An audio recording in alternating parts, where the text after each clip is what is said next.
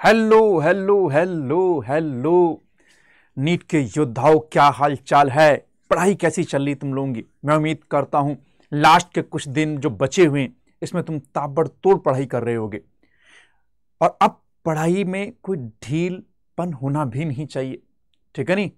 तो 20 के दिन PYQ लगाओ, खूब सारे बार बार रिवीजन करो, टेस्ट दो, उसी में मजा आएगा साहब।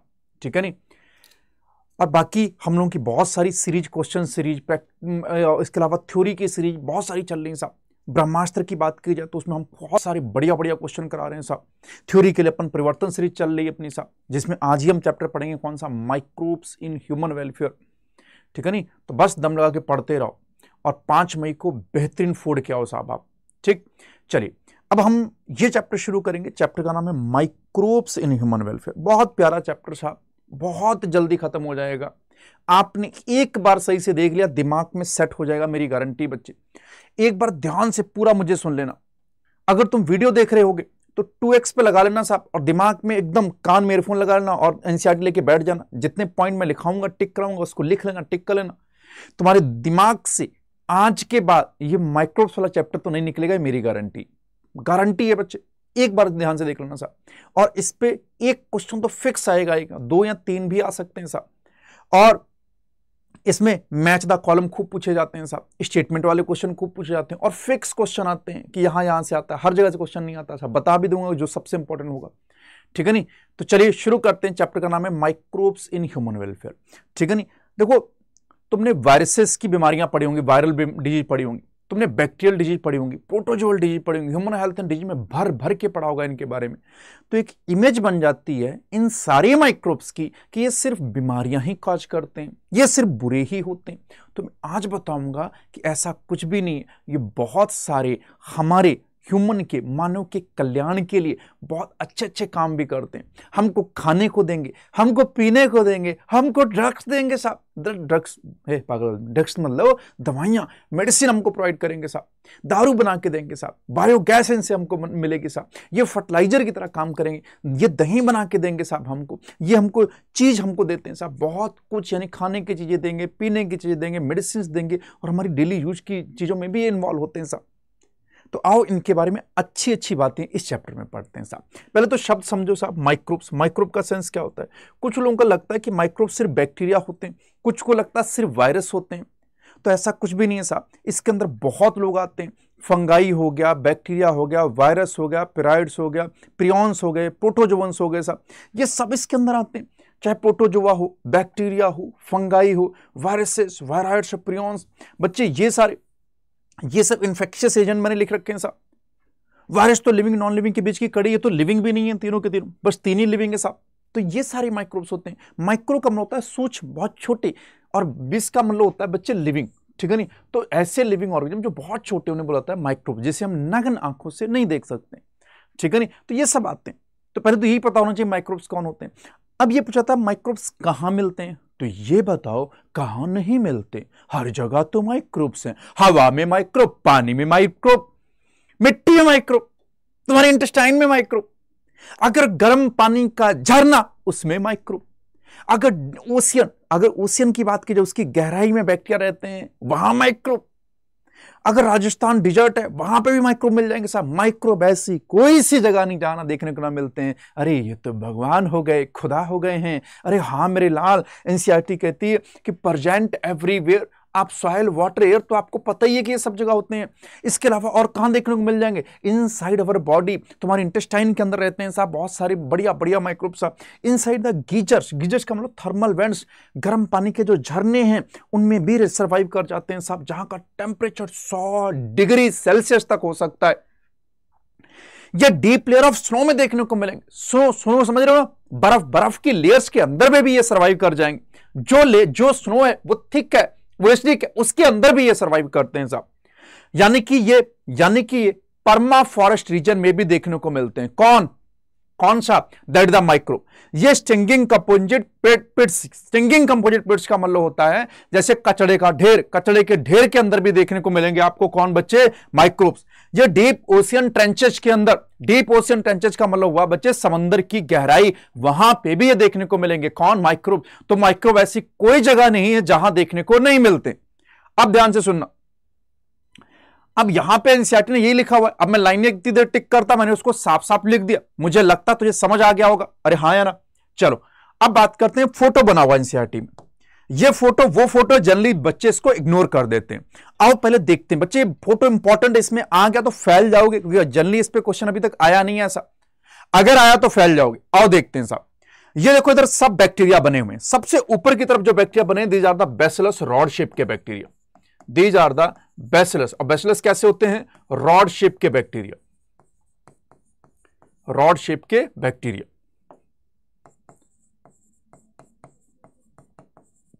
अगर नंबर 2 की बात की जाए तो ये स्फेरिकल बैक्टीरिया। स्फेरिकल कैसे होते हैं? कोकाई बोलते हैं बच्चे, क्या बोलते हैं? कोकाई बोलते हैं, स्फेरिकल बैक्टीरिया। नेक्स्ट नंबर 3 पे बात की जाए तो ये भी बच्चे रॉड शेप के बैसिलस बैक्टीरिया, रॉड शेप के बैसिलस बैक्टीरिया विद फ्लैजिला, इनके साथ फ्लैजिला भी बने हुए। तो 3 फोटो तो बैक्टीरिया की बनी हुई है साहब। अब नेक्स्ट इधर देखो, ये इंपॉर्टेंट है साहब, ये वाले तो तुम्हें पहले से ही पता थे साहब। विब्रियो कॉमा शेप के होते हैं, बैसिलस रॉड शेप के होते हैं, कोकाई स्फेरिकल शेप के होते हैं, स्पाइरलम स्पाइरल शेप के होते हैं।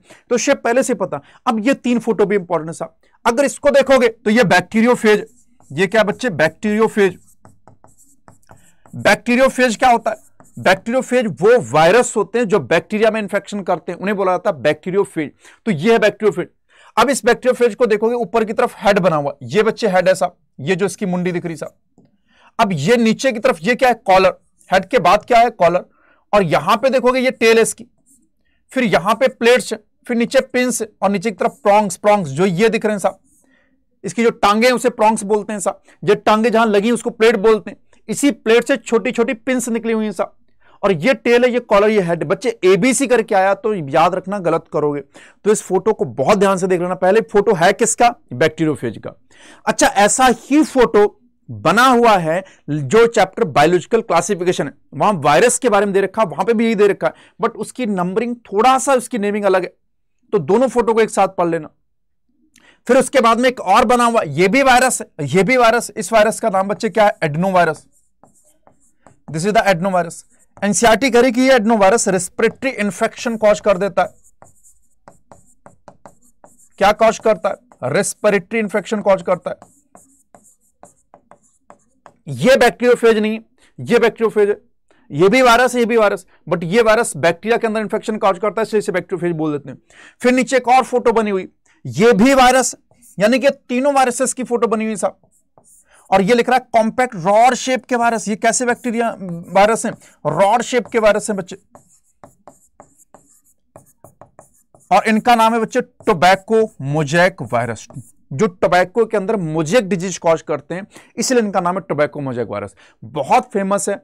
और टोबैको मोजैक वायरस के बारे में जितना जान लो उतना कम है साहब, क्योंकि एनसीईआरटी में यही वायरस कई जगह पे दे रखा, टोबैको मोजैक वायरस। ठीक है, तो ध्यान रखिएगा। 3 फोटो, ये भी ध्यान रखना। इसके बाद दो फोटो और बनी हुई साहब। ये वाली फोटो जो है, ये वाली, ये बैक्टीरिया की, बैक्टीरिया पेट्री डिश के अंदर दिखाए गए, और ये फंगाई पेट्री डिश के अंदर दिखाए गए। ये फंगल कॉलोनी, ये बैक्टीरियल कॉलोनी। कहां के अंदर? पेट्री डिश के अंदर। पेट्री डिश जिसके ऊपर बच्चे एक्सपेरिमेंट किए जाते हैं। तो याद रखना साहब, ठीक है नहीं? फोटो ध्यान से देख लेना। फिर से सुन लो, मैंने यही बोला कि माइक्रोब्स डाइवर्स होते हैं, कई तरह के माइक्रोब्स होते हैं। कहां मिलते हैं साहब? ऐसी कौन सी जगह जहां नहीं मिलते हैं, ये बताओ साहब।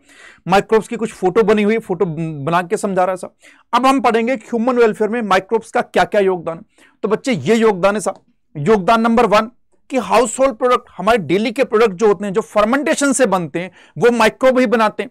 चाहे चीज हो, चाहे कार्ड हो, अरे बोलो भैया, चीज हो, कार्ड हो, टॉडी हो, ये सारे के सारे, टॉडी हो, डॉ हो, ये सब के सब किससे बनते हैं? माइक्रोब से बनते हैं। डेली हाउस होल्ड के प्रोडक्ट्स हैं साहब। नंबर 2 पे बहुत सारे इंडस्ट्रियल प्रोडक्ट, बहुत सारी बेवरेजेस, दारू को माइक्रोब्स बनाते हैं, ईस्ट बनवाते हैं साहब। Antibiotic, chemical, enzyme, bioactive molecule, ये सब के सब भी माइक्रोब द्वारा बनते हैं साहब। नंबर 3 जो सीवेज ट्रीटमेंट मतलब जो गंदा पानी सीवेज वाला, ठीक है नहीं, उसके ट्रीटमेंट के लिए भी हम माइक्रोब्स का यूज करते हैं। नंबर 4 बायोगैस प्रोडक्शन, जो बायोगैस गोबर गैस होती है, उसके लिए भी माइक्रोब्स यूज होंगे साहब। नंबर 5 पे साहब बायो कंट्रोल एजेंट, और नंबर 6 पे बच्चे बायो फर्टिलाइजर। सबको एक एक करके पढ़ेंगे साहब। 15-20 मिनट लगेंगे साहब, 1 घंटे में पूरा चैप्टर समाप्त हो जाएगा। बस 6 हमें इसके यूजफुल पढ़ने, यूजेज 6 यूजेज जो ह्यूमन वेलफेयर में यूज होते हैं उनके बारे में पढ़ेंगे। आओ एक एक करके बात करते हैं साहब। हाउस होल्ड प्रोडक्ट की बात कीजिए, सबसे पहले कर्ड की बात करते हैं। कर्ड यानी कि दही। दही के बारे में आपको पता है बहुत अच्छे से, पहले से खुद जानते हो। घर पे मम्मी को दही जमाते हुए देखा होगा साहब कि मम्मी लोग क्या करते हैं कि दूध को थोड़ा गर्म करते हैं पहले, हल्का सा, फिर उसको थोड़ा ठंडा भी करते हैं कि गुनगुना सा रहे, बहुत ज्यादा गर्म ना हो जाए, और उसके अंदर थोड़ा सा पहले से दही को मिला देते हैं साहब, और देखते हैं कि सुबह दही जम जाता है। जिन्होंने दही मिलाया उसमें ऐसा क्या था बच्चे, उसमें बैक्टीरिया था, मिलियंस ऑफ बैक्टीरिया थे। और जो दही मिलाया जाता है थोड़ा सा, उसे बोलते हैं स्टार्टर या इनोकुलम बोलते हैं। क्या बोलते हैं, तो स्टार्टर या इनोकुलम बोलते हैं, जो थोड़ा सा दही हम मिलाते हैं उसके अंदर। और जैसे उसके अंदर मिलाया जाता है साहब, वो बैक्टीरिया जो कि उस थोड़े से दही के अंदर थे, वो पूरे दही के अंदर डिवाइड कर करके फैल जाते हैं।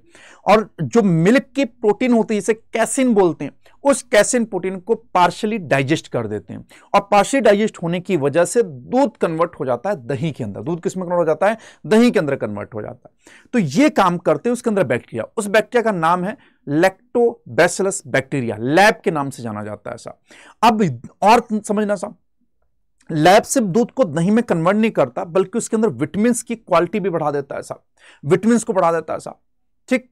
और ये बॉडी के अंदर जो माइक्रो डिजीज कॉज करते हैं उनको भी कम करने की कोशिश करता है। कौन बच्चे, लैक्टोबैसिलस। तो मैंने ये लिखा है कर्ड में क्या होता है, मिल्क को हम कन्वर्ट करते हैं कर्ड में, बैक्टीरिया जो होता है लैक्टोबैसिलस बैक्टीरिया, जैसे लैब बोलते हैं साहब। अब ये देखो लैब क्या करता है, प्रोड्यूस करता है एक एसिड को। ये भी इंपॉर्टेंट बात है साहब, कैसे करता है साहब, एसिड को प्रोड्यूस करके करता है साहब, ठीक है नहीं, एसिड प्रोड्यूस करता है जो कोगुलेट कर देती है एंड पार्शियली डाइजेस्ट कर देती है मिल्क प्रोटीन को। कोगुलेशन क्या होता है तुम अच्छे से जानते हो, तुम्हें केमिस्ट्री में पढ़ाया जाता है साहब, ठीक। अब कर्ड में से कुछ स्मॉल अमाउंट ऐड किया जाता है फ्रेश मिल्क में, इसी को वापस से फ्रेश मिल्क में ऐड करते हैं साहब, जिससे इनोकुलम में स्टार्टर करते हैं, जिसके पास मिलियंस ऑफ लैब यानी लैक्टोबैसिलस बैक्टीरिया होते हैं, ठीक। दूसरा देखो, ये विटामिन B12 को भी बढ़ा देता है, और चेक कम होता है, कम करना, यह कम कर देता है डिजीज कॉजिंग माइक्रो, जो माइक्रोब डिजीज कॉज करते हैं उन्हें भी कम करता है। तो बस इतना सा याद रखना, कर्ड को बनवाता कौन है, लैब यानी लैक्टोबैसिलस बैक्टीरिया, ठीक है, लैक्टोबैसिलस बैक्टीरिया बनवाता है साहब। क्या करता है, एसिड सिक्रेट करता है, जिससे मिल्क प्रोटीन पार्शियली डाइजेस्ट हो जाती है, ठीक है नहीं, क्या हो जाती है, पार्शियली डाइजेस्ट हो जाती है। विटामिन B12 को ये बढ़ा देता है साहब, ठीक है नहीं, और जो वापिस से अपन डालते हैं मिल्क के अंदर दही, उसको बोलते हैं इनोकुलम या स्टार्टर। बस इतना सा ध्यान रखना। नेक्स्ट देखो साहब, नेक्स्ट बात करते हैं डॉ की। डॉ बच्चे वो आटा है जिससे हम इडली बनवा सकते हैं, डोसा बनवा सकते हैं साहब, ठीक है नहीं, ब्रेड बनवा सकते हैं, उसे बोलते हैं डॉ, ठीक है ना, उसे क्या बोलते हैं, डॉ। अब डॉ अलग अलग प्रोडक्ट के लिए अलग अलग यूज होता है। अगर बात की जाए इडली और डोसा के लिए, तो उस डॉ को यूज करते हैं जिसका फर्मेंटेशन बैक्टीरिया करते हैं। अगर बात की जाए उस डॉ की जो ब्रेड में यूज होता है, उसका फर्मेंटेशन फंगाई करते हैं। कौन करते हैं, फंगाई। तो इडली और डोसा का डॉ का फर्मेंटेशन कौन करते हैं, बैक्टीरिया। लेकिन ब्रेड के डॉ का फर्मेंटेशन कौन करते हैं, फंगाई। अब ध्यान से रखना, जब आपने इस डॉ को देखा होगा, ब्रेड को देखा होगा, ब्रेड के अंदर फ्लफी नेचर होता है, देखा है, फ्लफी नेचर होता है साहब। वो स्पॉन्जी नेचर, जो पफ अपीयरेंस आता है, वो उसके अंदर CO2 की वजह से आता है। किसकी वजह से, CO2 की वजह से। CO2 गैस जो होती है उसके अंदर पफ अपीयरेंस देती है साहब। अब फंगाई जिससे हम बनवाते हैं साहब ब्रेड, उसे बोलते हैं सैक्रोमाइसिस सर्वाइसिस। ये वाला ईस्ट यूज होता है साहब, इस ईस्ट का सबसे ज्यादा ब्रेड बनाने में यूज होता है साहब, दैट द सैक्रोमाइसिस सर्वाइसिस। चूंकि ये ब्रेड बनवाता है इसलिए इसे बोलते हैं बेकर ईस्ट। आगे चल के याद रखना, ये दारू भी बनवाएगा, हाँ, वाइन बनवाएगा साहब, बियर बनवाएगा, इसीलिए तब इसका नाम हो जाएगा ब्रेवर्स ईस्ट। तो इसके दो नाम होते हैं, बेकर ईस्ट और ब्रेवर्स ईस्ट। किसको बोलते हैं, सैक्रोमाइसिस सर्वाइसिस। ईस्ट है एक फंगाई है साहब, जिसका यूज करते हैं ब्रेड बनवाने में के लिए। आगे भी पढ़ेंगे, इससे हम दारू भी बनवाते हैं। चलिए नेक्स्ट देखो साहब। नेक्स्ट उसके बाद आता है बच्चे टॉडी। टॉडी को देखा है, मैं दिखा दूं, ये देखो बच्चे, ये है toddy, this is the toddy. हाँ, तुम्हारे दिमाग में जो चल रहा है एकदम सही है, ये है बच्चे टॉडी।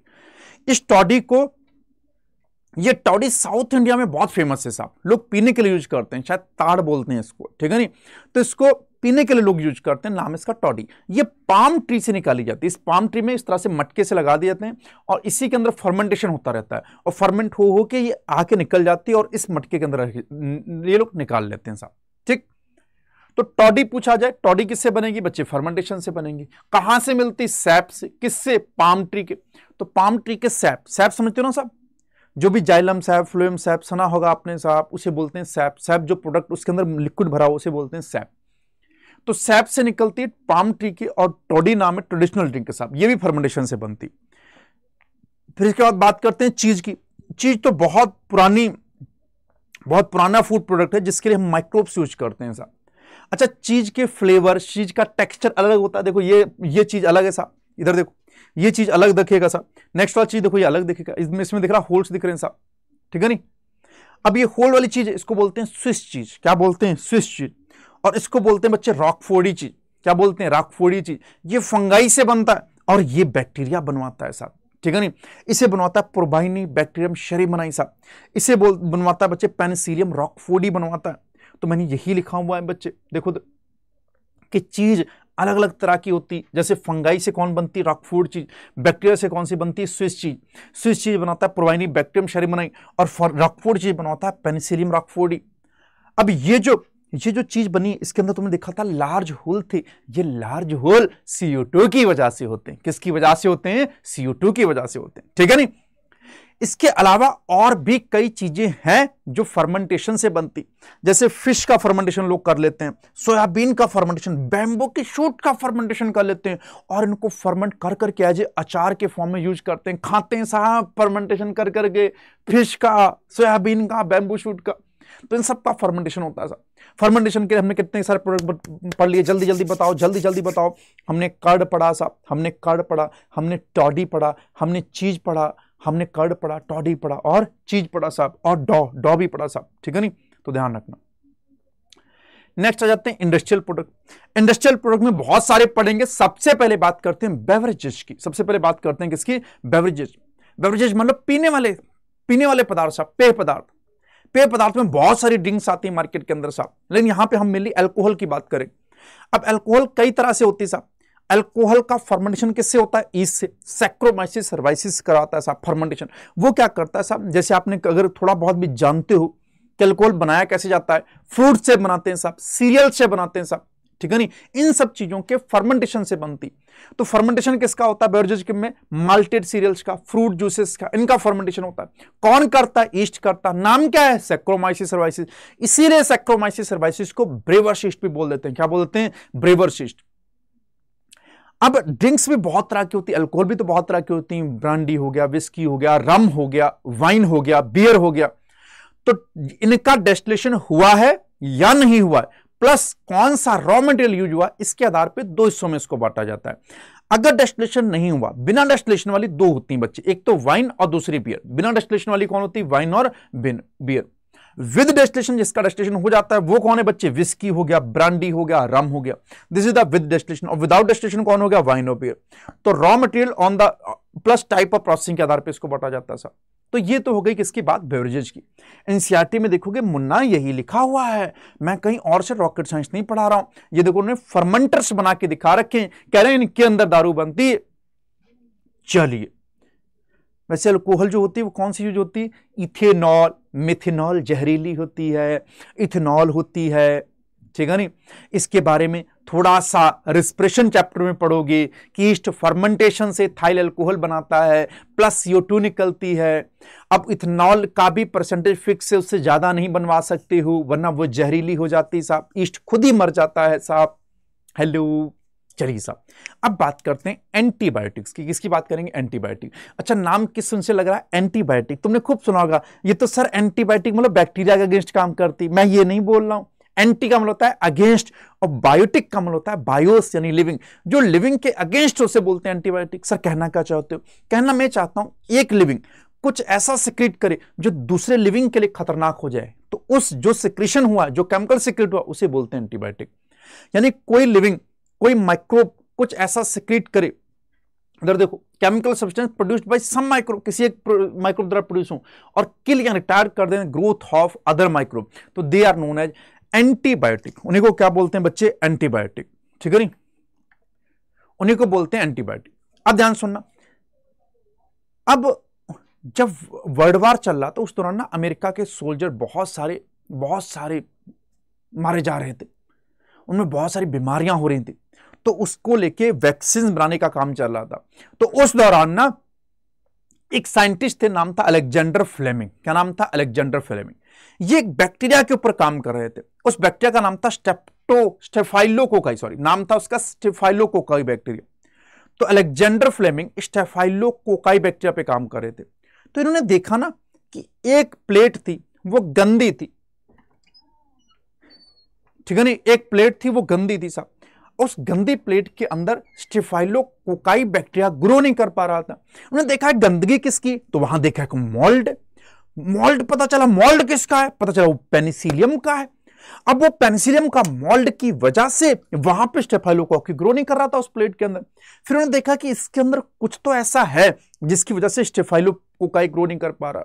बाद में उन्होंने देखा कि उस मोल्ड से, वो मोल्ड था पेनिसिलियम नोटेटम का, और उससे एक केमिकल सिक्रीट हो रहा था, दैट इज द पेनिसिलिन। क्या था? पेनिसिलिन। और उसकी वजह से स्टेफाइलोकोकाई ग्रो नहीं कर पा रहा था। तो इनको ये बात तो समझ आ गई कि इस बैक्टीरिया को मारना तो कुछ मत करो, इस मोल्ड को ले आओ, यह केमिकल कुछ ऐसा सिक्रीट करेगा जिससे ये खुद बे खुद मर जाएगा। बोलो आया? नहीं आया? तो मैंने ये लिखा है कि काम करते स्टेफाइलोकोकी बैक्टीरिया पे। उन्होंने ऑब्जर्व किया कि एक mould growing in one of his unwashed, मतलब गंदी कल्चर प्लेट में, around which staphylococci could not grow, जिसमें स्टेफाइलोकोकाई ग्रो नहीं कर पा रहा था। बाद में पता चला वो मोल्ड किसका? पेनिसिलियम नोटेटम फंगाई का, जिससे पेनिसिलिन एंटीबायोटिक निकलती।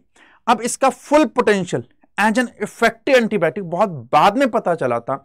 उसको पता किया था दो साइंटिस्ट ने, चेन और फ्लोरी, अर्नेस्ट चेन और हॉवर्ड फ्लोरी ने पता किया था बाद में साहब, ठीक है नहीं। तो इस तरह से एंटीबायोटिक डिस्कवर हुई थी। अच्छा, एंटीबायोटिक की डिस्कवरी एक चांस डिस्कवरी है, यह मत सोचना कि ऐसा मान के चल लेते कि हम एंटीबायोटिक ढूंढने जा रहे। अरे ये तो गलती से स्टेफाइलोकोकाई बैक्टीरिया गंदगी में ग्रो नहीं कर पाई। वो गंदगी फंगाई थी, फंगाई की नाम था उसका मोल्ड, ठीक है नहीं, पेनिसिलियम नोटेटम। उस मोल्ड का नाम क्या था? Penicillium notatum. बाद में इन तीनों साइंटिस्ट को नोबेल प्राइज मिला था 1945 में। बच्चे इंपॉर्टेंट बातें हैं, पूछे जाने के चांसेस बहुत ज्यादा, स्टेटमेंट में क्वेश्चन आएगा साहब, ठीक है नहीं। आजकल इन एंटीबायोटिक को बहुत ज्यादा यूज किया जाता है बच्चे, ठीक है नहीं। पूरी जितनी मॉडर्न मेडिसिन है, एमबीबीएस में जाओगे तो पता चलेगा कि मॉडर्न मेडिसिन का जो आधार है, जो इनका बैकबोन है, वो कहीं ना कहीं एंटीबायोटिक पे टिका हुआ है बच्चे। आजकल कोई भी आप चली जाइए मार्केट के अंदर, कोई किसी भी चीज की दवा लेने जाओगे साथ में एंटीबायोटिक जरूर लिख देते हैं। तो एंटीबायोटिक की बहुत वाइड रेंज हो गई इस टाइम। एंटीबायोटिक बहुत ज्यादा यूज की जाती है इन सारी बीमारियों में, बहुत कारगर हुई है साहब। प्लेग हो गया, वॉपिंग कफ जिसे काली खांसी बुलाता है, डिप्थीरिया, गलघोटू, लेप्रोसी, कुष्ठ रोग, इन सब का यूज किया जाता है एंटीबायोटिक से, ठीक है नहीं। इन सब में एंटीबायोटिक यूज करते हैं, इन सबको ट्रीट करते हैं एंटीबायोटिक से। बोलो आया? तो बस इतना सा एंटीबायोटिक के बारे में याद रख लेना, इससे ज्यादा मत याद रखना। तो बेवरेजेज पढ़ लिया हमने, एंटीबायोटिक पढ़ लिया।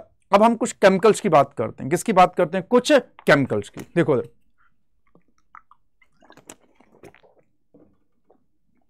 कुछ फेमस एसिड हैं जिनका बहुत ज्यादा डेली यूज होता है साहब, ठीक है नहीं। और ये एसिड खूब पूछे जाते हैं नीट के सिलेबस में।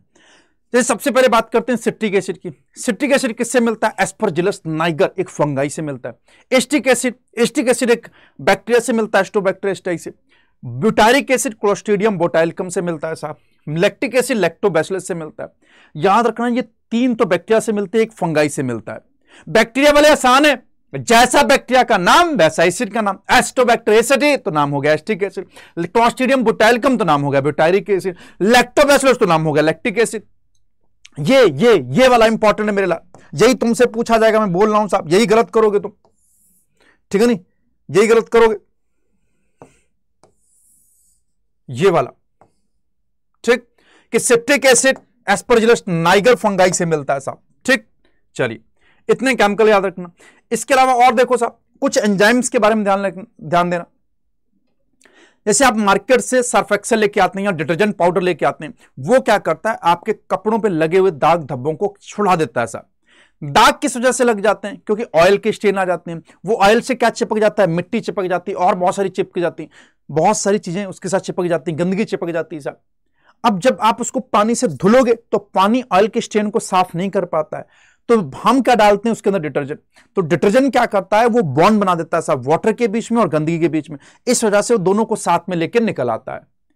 अब उस डिटर्जेंट जो होता है उसमें कुछ ऐसे एंजाइम डाले जाते हैं जो कि ऑयल को या लिपिड को डाइजेस्ट करते हैं। तो ऑयल या लिपिड को डाइजेस्ट करने वाले एंजाइम का नाम होता है लाइपेज। लाइपेज लिपिड को तोड़ देता है। तो पता चलता है लाइपेज एंजाइम किस में यूज करते हैं? डिटर्जेंट फॉर्मुलेशन में यूज करते हैं, ठीक है नहीं? तो lipase use in detergent formulation. और ये किसको रिमूव करेगा बच्चे? ऑयल्स को, स्टेन्स को। फिर और सुनो, मार्केट से आप जूस लेके आते हो साहब, बॉटल जूस लेके आते हो, एकदम साफ क्लियर होता है, देखा है? लेकिन वही जूस अगर आप घर पे बनाते हो तो बहुत गंदा होता है, उसके अंदर रेशे आ जाते हैं साहब, ठीक है नहीं? अब वो रेशे किसके होते हैं? सेलुलोज के होते हैं, पैक्टिनेज के होते हैं साहब, बहुत सारी चीजों के रेशे आ जाते हैं साहब। अब ये लोग क्या करते हैं, जो बॉटल जूस बनाती हैं कंपनियां, ये कुछ एंजाइम्स का यूज करते हैं जो उसके अंदर सेलुलोज को, पैक्टिन को डाइजेस्ट कर दे। तो इन एंजाइम का यूज होता है, जैसे पैक्टिनेज का, जैसे प्रोटीएज का, इन एंजाइम्स का यूज होता है बोतल जूस को क्लेरिफाई करने के लिए साहब। ऐसे एक बहुत फेमस मेडिसिन है स्ट्रेप्टोकाइनेज, दवा आती साहब, बहुत शानदार, नाम क्या है? स्ट्रेप्टोकाइनेज। ये मिलती साहब इस बैक्टीरिया से, स्ट्रेप्टोकोकस बैक्टीरिया से प्रोड्यूस की जाती। स्ट्रेप्टोकोकस बैक्टीरिया एक एंजाइम प्रोड्यूस करता है, नाम क्या? स्ट्रेप्टोकाइनेज। इसी को हमने यूज करते हैं साहब, स्ट्रेप्टोकाइनेज को। अब ये स्ट्रेप्टोकाइनेज क्या करती है? क्लॉट बस्टर की तरह बिहेव करती है साहब। अगर कोई क्लॉट बनना है, मान लो फाइन वेसल है कोई, ठीक है नहीं, कोई आर्टरी, कोई भी महीन वेसल है साहब, उसके अंदर अगर छोटे बहुत क्लॉट बनने हैं साहब, उन क्लॉट को ये तोड़ देती, बस्ट कर देती। तो as a clot buster use करते हैं। सर क्लॉट बन जाएगा तो क्या हो जाएगा? बेटा अगर क्लॉट बन जाएगा तो ब्लड का फ्लो हिंडर्ड होगा, और ब्लड का फ्लो अगर रुका गया तो आने वाले टाइम में हार्ट अटैक हो जाएगा। अरे बोलो, हार्ट फेल्योर हो जाएगा। तुम जानते हो कि हार्ट अटैक और हार्ट फेल्योर में क्या डिफरेंस होता है। तो आने वाले टाइम में हार्ट फेल्योर, हार्ट अटैक के चांसेस साहब, ये क्या होगा सब? इसको बोलते हैं मायोकार्डियल इन्फेक्शन। इन्फेक्शन लिखा है बच्चे, इन्फेक्शन नहीं, इन्फ्रेक्शन। हार्ट अटैक से पहले ही कंडीशन है मायोकार्डियल इन्फेक्शन। तो इन सब के पेशेंट को ये दवा दी जाती है स्ट्रेप्टोकाइनेज। ये क्या होती है? क्लॉट बस्टर होती है। इसको जेनेटिक इंजीनियरिंग द्वारा मॉडिफाई किया जाता है, ठीक? तो खूब पूछा जाता है साहब कि स्ट्रेप्टोकाइनेज किससे मिलती है? स्ट्रेप्टोकोकस बैक्टीरिया से। किसमें यूज करते हैं? Clot buster. कैसे यूज करते हैं? क्लॉट बस्टर किनको दी जाती है? जिनमें हार्ट अटैक होने के चांसेस होते हैं, जिनमें मायोकार्डियल इन्फेक्शन के चांसेस होते हैं साहब, ठीक? इसके अलावा भी बहुत सारे बायो एक्टिव मॉलिक्यूल होते हैं साहब, या फिर बोल सकता हूं बहुत फेमस ड्रग्स होती हैं बच्चे। इससे लगभग क्वेश्चन फिक्स से आना इतना इंपॉर्टेंट है साहब। एक एक करके बात करता हूं। स्ट्रेप्टोकाइनेज अभी बता करता हूं साहब, मायोकार्डियल इन्फेक्शन में दी जाती है, जिनमें हार्ट अटैक होने के चांसेस हो साहब। दूसरे होते हैं साइक्लोस्पोरिन ए। साइक्लोस्पोरिन ए को तो साहब सिल्वर जुबली क्वेश्चन कह दो, इतना आया हुआ है। आप अगर माइक्रोब्स वाला पीवाईक्यू करोगे तो साइक्लोस्पोरिन भर भर के मिलेगा, हर दूसरे क्वेश्चन में मिलेगा साइक्लोस्पोरिन ए। ये साइक्लोस्पोरिन ए अमीनो जो जिनके अंदर ना ऑर्गन ट्रांसप्लांट होता है, तो ऑर्गन ट्रांसप्लांट जब होता है तो वो बॉडी जो होती है वो ऑर्गन को रिजेक्ट करती है साहब, क्योंकि हमारी बॉडी सेल्फ और नॉन सेल्फ को बहुत अच्छे से पहचानती है। जैसे आप किसी बाहर से किसी ऑर्गन को ट्रांसप्लांट करेंगे तो बॉडी तुरंत रिजेक्ट करती है। उस रिजेक्शन को रोकने के लिए इम्यून सिस्टम को सप्रेस करना पड़ता है, और इम्यून सिस्टम को सप्रेस करने के लिए साइक्लोस्पोरिन ए दी जाती है। तो साइक्लोस्पोरिन ए ट्राइकोडर्मा पॉलिस्पोरियम फंगाई से मिलती है। ये इम्यूनोसप्रेसिव होती है, इम्यून सिस्टम को सप्रेस कर देती है, और दी जाती है ऑर्गन ट्रांसप्लांट पेशेंट में। किन में दी जाती है? ऑर्गन ट्रांसप्लांट पेशेंट में। नहीं आया सांप तोते उड़ गए, कुछ समझ नहीं आ रहा, फिर से सुन लेना। साइक्लोस्पोरिन ए इम्यूनोसप्रेसिव एजेंट की तरह बिहेव करती है, उनमें दी जाती है जिनमें ऑर्गन ट्रांसप्लांट होता है, ग्राफ्ट रिजेक्शन को रोकती साहब। ये मिलती साहब ट्राइकोडर्मा पॉलिस्पोरियम फंगाई से मिलती साहब, ठीक? बहुत इंपॉर्टेंट। नंबर थर्ड पे आ जाते हैं साहब। थर्ड नंबर है that is the statin. Statin भी बड़ी फेमस मेडिसिन है साहब। स्टैटिन मिलती है मोनस्कस प्रोपियस फंगाई से मिलती। अब ये जो स्टैटिन होती ये ब्लड कोलेस्ट्रॉल को कम कर देती साहब। कोलेस्ट्रॉल भी पड़ा होगा, गुड कोलेस्ट्रॉल और बैड कोलेस्ट्रॉल। तो ये बैड कोलेस्ट्रॉल अगर हमारी बॉडी में ज्यादा हो जाएगा साहब तो आगे चल के वो क्लॉट बना देगा, और वो क्लॉट धीरे धीरे हार्ट अटैक करा देगा साहब। तो ये क्या करता है, स्टैटिन उस कोलेस्ट्रॉल जो होता है उसको कम करती, ब्लड के कोलेस्ट्रॉल को क्या करती है, कम करती। तो ब्लड कोलेस्ट्रॉल लोअरिंग एजेंट, नाम क्या है, स्टैटिन। मिलती किससे, मोलस्कस प्रोपियस से। तो मैंने ये लिखा प्रोड्यूस्ड बाय मोलस्कस प्रोपियस फंगाई सा। अब ये क्या करती है, ब्लड कोलेस्ट्रॉल लोअरिंग एजेंट, और ये एक्ट करती कैसे, completely inhibiting the enzyme responsible for cholesterol production. Sir समझ नहीं आया ये वाली बात, आओ समझाता हूं। अरे सुनो, कोई ना कोई एंजाइम होता होगा साहब, ये मान लो कोई एंजाइम है, ये मान लो कोई एंजाइम है साहब, ये मान लो कोई सबस्ट्रेट है साहब, ये कोई सबस्ट्रेट, ठीक। ये एंजाइम इस सबस्ट्रेट को ऐसे बना रहा हूं साहब,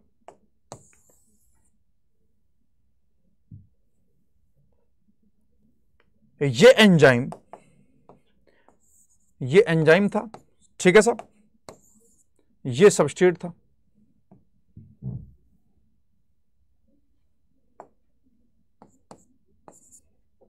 ये एंजाइम सबस्ट्रेट कॉम्प्लेक्स था साहब।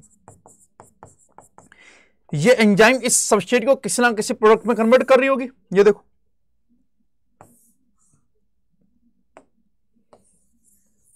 ये मान लो ये इस एंजाइम को इस प्रोडक्ट के अंदर कन्वर्ट कर देती है बच्चों, ठीक। ये देखो,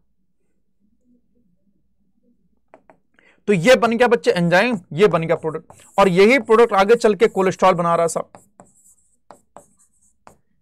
ठीक है। अब जैसे आप स्टैटिन देते हो, इधर देखो साहब, ये स्टैटिन दे दी साहब, ये ड्रग है साहब, स्टैटिन। अब स्टैटिन क्या करती है,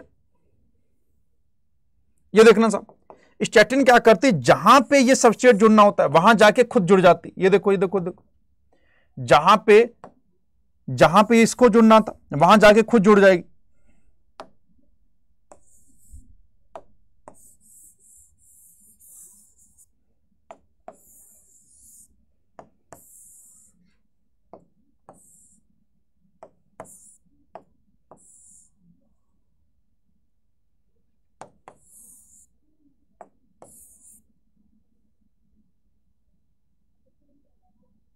ये देखो, वहां जाके क्या हो गया, खुद जुड़ गई साहब। अब ये आगे प्रोडक्ट में कन्वर्ट ही नहीं हो पाएगी, ये प्रोडक्ट नहीं कन्वर्ट नहीं हो पाएगी, कोलेस्ट्रॉल नहीं बन पाएगा साहब,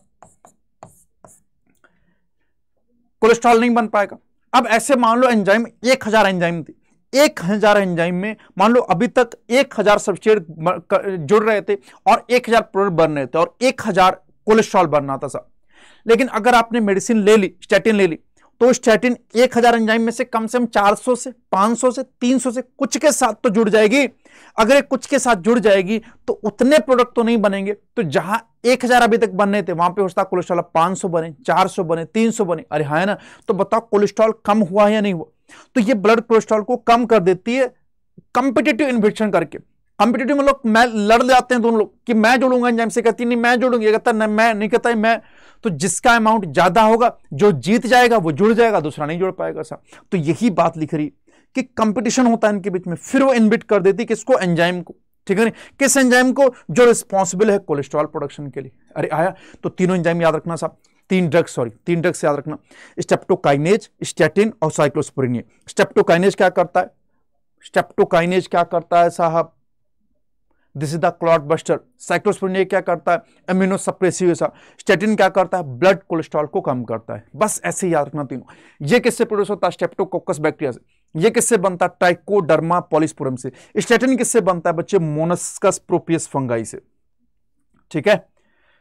चलिए ये देखिए साहब, मार्केट में ऐसी आती है, ये दिस इज द साइक्लोस्पोरिन, ये देख सकते हो बच्चे, दिस इज द स्टेप्टोकाइनेज, और ये देख सकते हो बच्चे स्टैटिन है ये, ठीक है नहीं, लिपवेज के नाम से आ रही, लिपवास। चलिए नेक्स्ट बात करते हैं माइक्रोब्स इन सीवेज ट्रीटमेंट। सीवेज ट्रीटमेंट में माइक्रोब्स का क्या योगदान है वो देखते हैं। आओ,